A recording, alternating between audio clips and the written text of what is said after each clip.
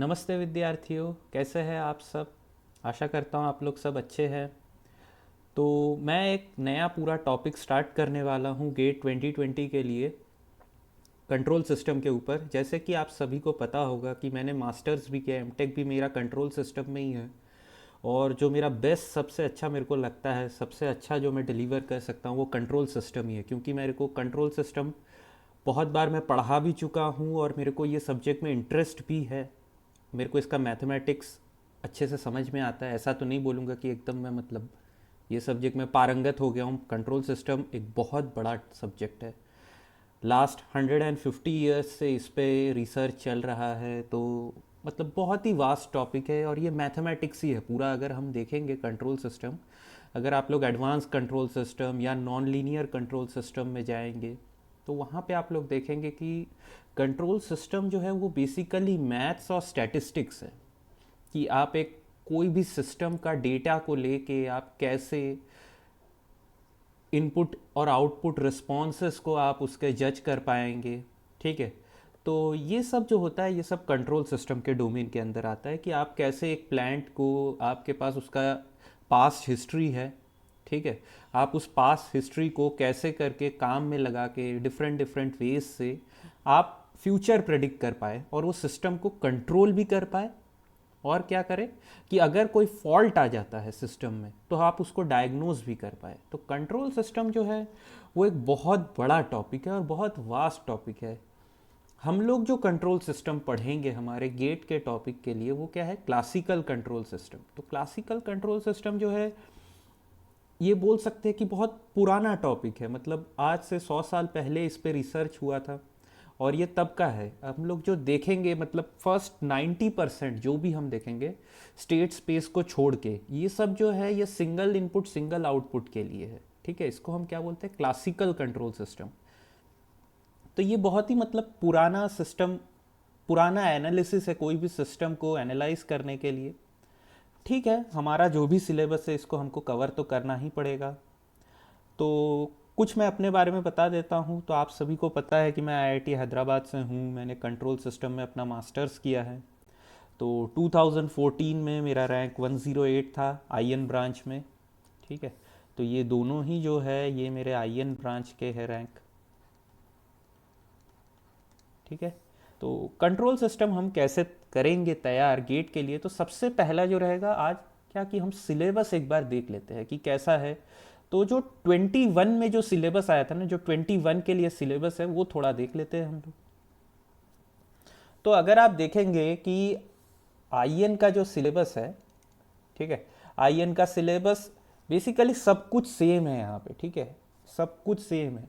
Control system जो IN के लिए, ईसी और डबल ई के लिए सब कुछ सेम है। ठीक है। लेकिन अगर फिर भी बोलूँ मैं तो देखिए यहाँ पे ना आप लोगों का थोड़ा सा चेंज हो जाता है।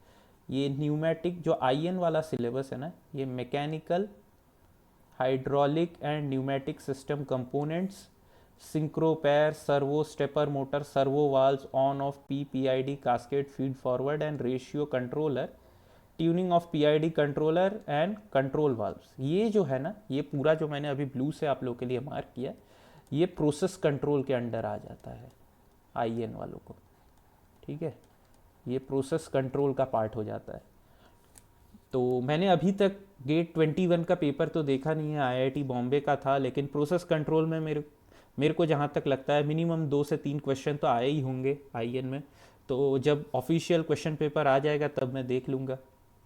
ठीक है। तो बाकी जो भी है ये feedback principle, SFG, transient response, steady state error, Bode plot, phase gain, gain margin, phase margin, Routh analysis, Nyquist, root locus, ठीक है, lead lag compensator, state space, ये सब जो है आपको सब कॉमन दिखेगा। देखिए यहाँ पे भी ईसी का अगर हम देखते हैं सिलेबस, तो basics of control, feedback principle, transfer function, block diagram, signal flow graph, transient and steady state analysis of LTI, frequency response, Routh Hurwitz, Nyquist, Bode, root locus, lag lead compensator, ये हमारा फिर से state space आ गया। ठीक है, पूरा same है। तो यहाँ पे ऐसा कोई भी चीज़ चेंज नहीं है। थोड़ा सा इलेक्ट्रिकल का भी देख लेते हैं अगर देख ही रहे तो।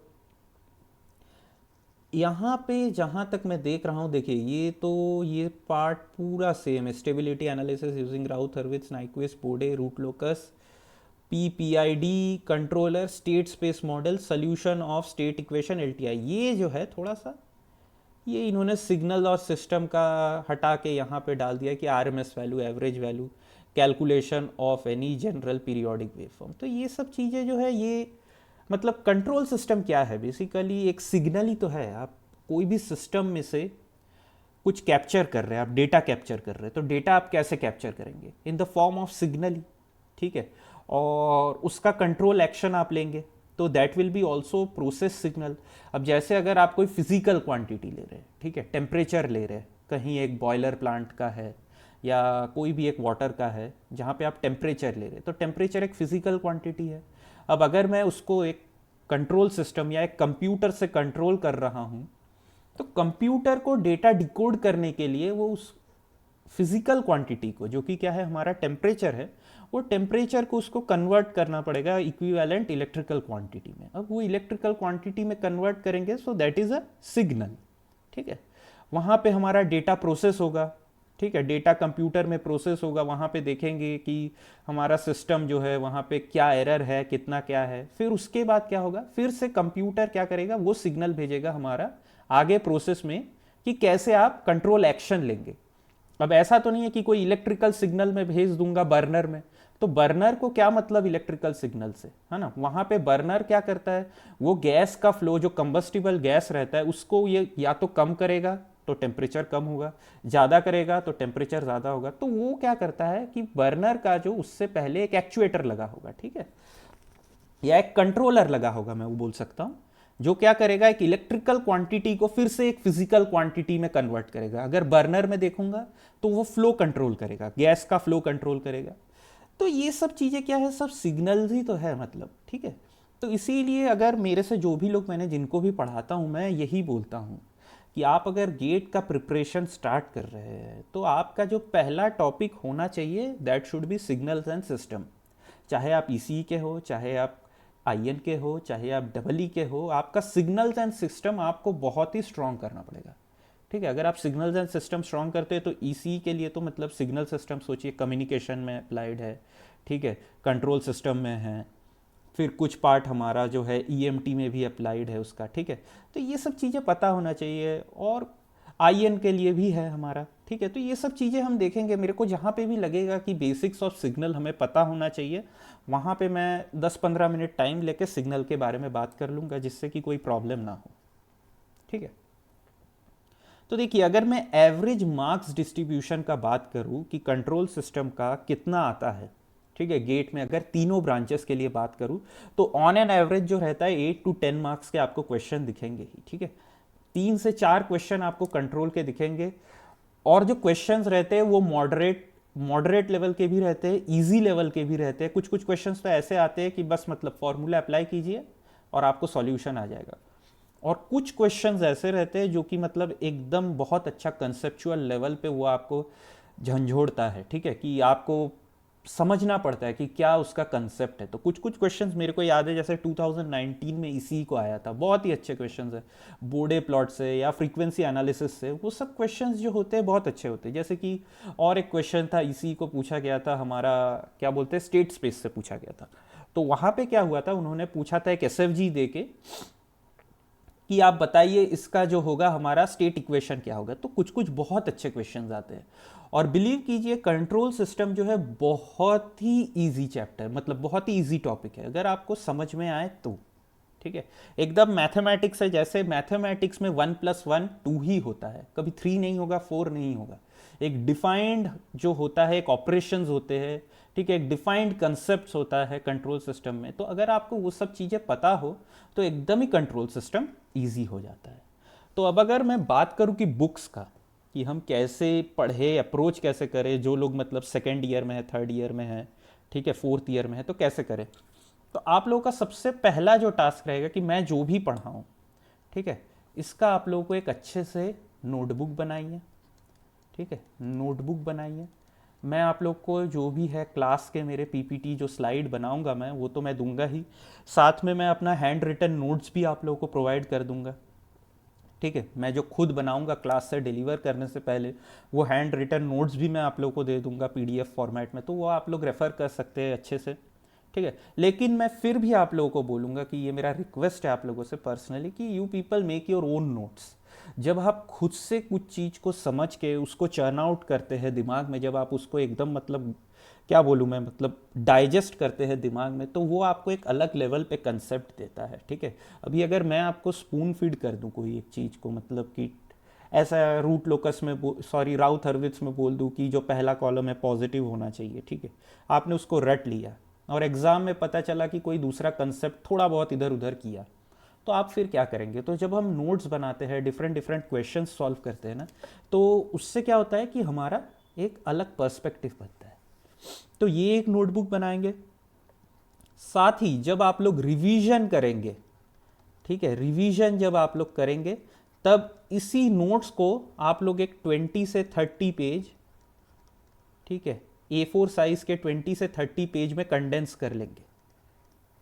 तो कोई भी पार्ट टेस्ट दे आप, जब सब्जेक्ट वाइज टेस्ट दे, ठीक है, सब्जेक्ट वाइज टेस्ट आप जब देंगे, तो उसको देने के बाद आप लोग तुरंत क्या करें, इसको रिवाइज कर लीजिए। ठीक है, और अगर मैं स्टैंडर्ड किताब की बात करूं, ठीक है, तो मैं जब बीटेक में था तो मैंने ये किताब पढ़ा था, काटुशिको ओगाटा मैंने पढ़ा था। और अगर सच बताऊं तो मेरे को समझ में भी आया था, क्योंकि ये बुक जो है बहुत ही इजी लैंग्वेज में लिखा हुआ है, एकदम ही मतलब आप बोल सकते हैं बहुत अच्छा किताब है ये। लेकिन इसमें क्वेश्चंस उतने कुछ भी मतलब हमारे गेट के लिए उतना क्वेश्चंस नहीं है। ठीक है, और एक जो किताब है जिसमें थ्योरी बहुत अच्छे से प्रेजेंट है, वो कौन सा है? नॉर्मन नाइस की किताब है। साथ में अगर आप बोलेंगे तो एक है हमारा एडवांस कंट्रोल सिस्टम,